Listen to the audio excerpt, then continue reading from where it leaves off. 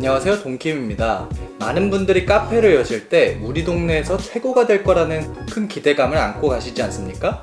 예를 들어 스타벅스나 대형 프랜차이즈 카페는 이제 한물 같다면 우리 카페만의 독특함으로 이제 스타벅스를 잡고 싶다는 생각을 하고 계실 겁니다. 그런데 막상 컨셉을 잡으려고 하니까 모던 인테리어라든지 빈티지 인테리어, 인더스트리 인테리어, 레트로 인테리어, 도대체 이게 다 무슨 말이야?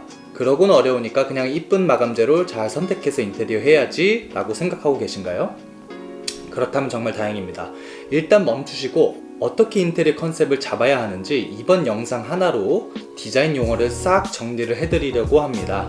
보통은 첫 창업 경험이 적으신 분들이 대부분이기 때문에 자연스럽게 겪는 현상이니 너무 걱정하지 마시고, 예산이 적은 상태에서 본인의 명확한 기준과 정확한 계획이 없으시다면 점점 인테리어는 산으로 가고 불필요한 지출이 많아질 겁니다. 자, 그래서 결론부터 말씀을 드리자면 스타벅스를 잡을 수 있는 유일한 방법은 우리만의 컨셉을 잘 잡는 겁니다. 그러니까 인테리어 컨셉이 잘 잡혀야겠죠. 영상 끝까지 보시면 인테리어 팁들과 어떤 컨셉 인테리어가 나와 잘 맞는지 이제 감이 조금 생기실 텐데요. 제가 차근차근 잘 알려드릴 테니까 한번 천천히 따라와 보세요. 핀터레스트에서 보면서 인테리어 하면 별거 아닐 거라고 생각을 하셨죠. 그런데 막상 시작하려니 머리가 참 아프기 시작합니다. 그리고 또는 나는 스타벅스나 대형 프랜차이점 이길 생각 전혀 없어, 동네에서만 잘 할 거야 라고 생각하고 쉽게 접근하실 수 있는데요. 참 안타깝게도 우리나라 사람들의 인식이 굉장히 높아졌습니다.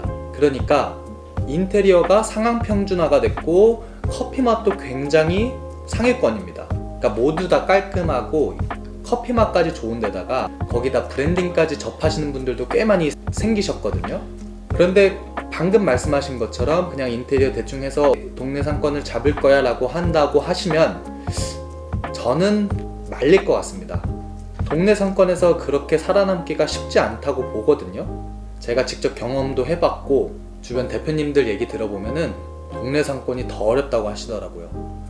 자, 생각해보세요. 미용실을 생각해보시면 한 곳이 잘 되면 한 상가에 두세 개는 기본입니다. 그러니까 무한 경쟁 사회에서 이기시려면 컨셉을 잘 잡는 수밖에 없는 겁니다. 이제 조금 이해가 되실까요? 그러니 요즘 유행하는 카페 인테리어 디자인에 대해서 여러분들의 눈높이대로 설명을 드리기 위해 제가 정리를 시켜드리고자 합니다. 현 시점에서 가장 많이 사용하는 키워드 인테리어만 쏙쏙 골라 설명을 드리겠습니다. 총 6개의 컨셉입니다. 자, 첫 번째는 모던 인테리어입니다. 깔끔하고 심플한 디자인을 특징으로 하며 주로 중성적인 색상과 간결한 라인을 사용합니다. 공간 활용이 효율적이고 고급스러운 느낌을 주는 것이 장점입니다. 예를 들어 북유럽 스타일의 가구와 테이블을 활용하면 우리가 좋아하는 그런 코지한 분위기, 즉 편안한 분위기를 만들 수 있습니다. 소품과 장식을 최대한 절제하고 간결한 세련미를 강조하기 때문에 쉽게 질리지 않는 게 매력적인 포인트입니다. 가구와 조명을 매립형으로 설치하며 직선미를 살리는 것도 카페의 모던함을 더해줍니다. 하지만 지나치게 과하면 분위기가 차갑고 심심하거나 딱딱하게 보일 수 있습니다. 이때 비정형의 곡선 형태를 만들거나 식물 등으로 이를 보완하는 것도 한 방법입니다. 두 번째는 빈티지 인테리어인데요. 과거의 따뜻한 감성을 담아내며 고풍스러운 가구와 장식품이 특징입니다. 패턴이 있는 벽지나 목재 재질을 활용하면 아늑한 느낌을 줄 수 있습니다. 특히 앤틱한 소품들을 배치하면 카페의 개성을 더욱 살릴 수 있겠죠? 세 번째, 인더스트리얼 인테리어입니다. 빈티지가 추구하는 느낌을 살리면서 현대적인 소재를 활용하며 분위기를 연출합니다. 노출된 벽돌과 금속 재질의 특징으로 공장이나 창고 같은 느낌을 줍니다. 노출 콘크리트가 가장 많이 사용된 컨셉이라고 보아도 좋을 것 같습니다. 큰 창문과 개방적인 구조를 통해 넓고 시원한 분위기를 연출할 수 있습니다. 조명은 빈티지한 스타일의 조명으로 사용하면 포인트가 될 수 있죠. 네 번째, 앤티크 인테리어는 과거의 역사적인 요소를 반영하는 스타일로 고전적인 가구와 장식품을 활용하여 독특한 느낌을 만들어냅니다. 주로 클래식 디자인이라고 하는데요. 유럽풍 인테리어라고 말씀하시는 분들도 많습니다. 나무, 금속, 유리 등의 자연 재료를 사용하며 세밀한 장식과 우아한 형태가 특징입니다. 앤티크 가구와 소품은 개성과 따뜻함을 더해줍니다. 가장 좋은 예시로는 현재 핫한 런던 베이글 뮤지엄이 생각이 납니다. 자, 다섯 번째로 레트로 인테리어는 1950년대에서 1980년대의 디자인을 반영한 스타일로 생동감 있는 색상과 패턴을 사용합니다. 과거의 아이코닉한 가구와 장식품을 재해석하여 독특하고 유쾌한 분위기를 연출합니다. 이 스타일은 개인의 취향을 강조하며 복고풍 매력을 지닙니다. 가장 좋은 예시로는 힙지로 인테리어를 들 수 있는데요. 을지로에 가보시면은 이러한 컨셉의 인테리어들이 굉장히 많이 사용되고 있습니다. 그렇기 때문에 트렌디하다라고 하면은 이런 복고풍을 생각하시는 분들이 많으신 것 같습니다. 자, 마지막으로 여섯 번째 내추럴 인테리어인데요. 화이트 앤 우드, 북유럽, 스칸디나비안 디자인이라고도 합니다. 모던 디자인과는 다른 점은 목재와 식재 같은 소재가 포인트가 아닌 컨셉의 메인이 될 수 있다는 점입니다.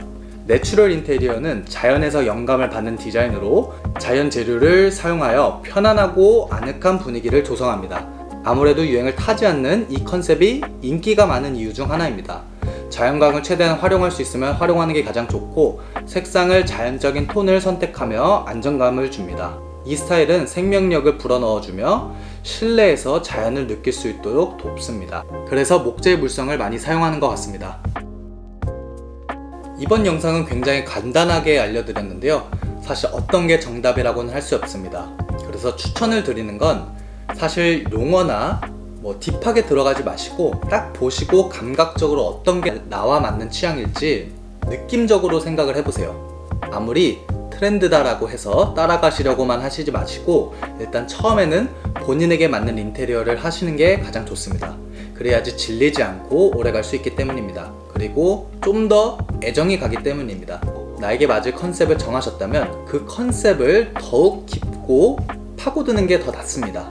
사실 용어라는 게 이해를 돕기 위해 정의를 내린 거지 디자인과 예술에는 답이 없다고 생각합니다.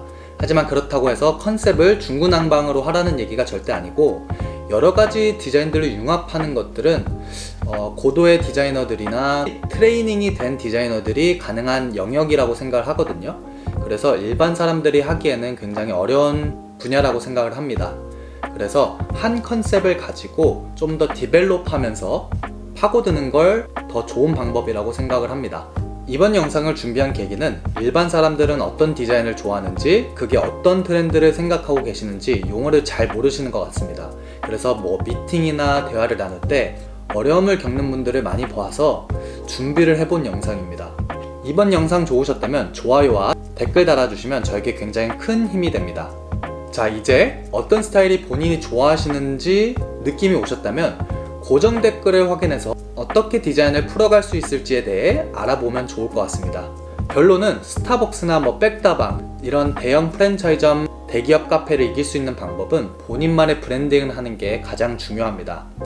한 영상에서 모든 것을 담아서 설명드리기란 너무 혼란스러울 것 같으니 제가 스텝 바이 스텝으로 천천히 알려드려 보도록 하겠습니다. 다음에는 이보다는 조금 더 심화 버전으로 준비를 해보려고 하니까 구독해주시고 정보 얻어가시면 좋을 것 같습니다.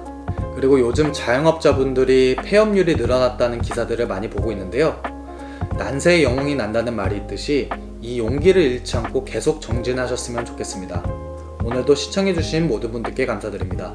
그럼 이만, 바이바이.